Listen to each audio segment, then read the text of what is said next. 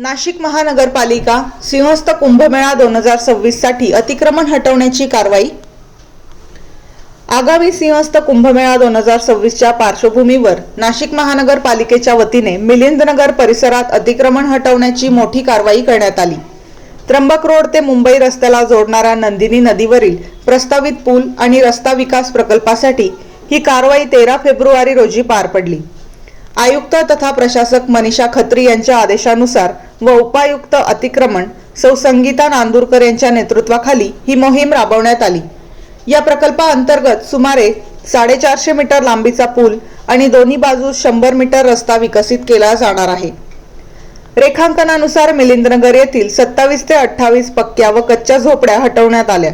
संबंधित रहिवाशांना परिसरातच पर्यायी तात्पुरती जागा देण्यात आली आहे। मागील 1.5 महिन्यापासून नोटिसा देऊन व स्थानिकांशी संवाद साधून ही कारवाई शांततेत पूर्ण करण्यात आली।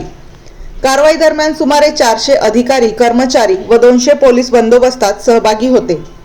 3 जेसीबी, 1 पोकलँड व डंपरच्या साहाय्याने सकाळी 9 वाजल्यापासून दुपारपर्यंत कारवाई सुरू होती। या प्रकल्पामुळे भविष्यातील वाहतूक सुलभ होणार असून सिंहस्थ कुंभमेळा 2026 साठी आवश्यक पायाभूत सुविधा अधिक सक्षम होणार आहेत।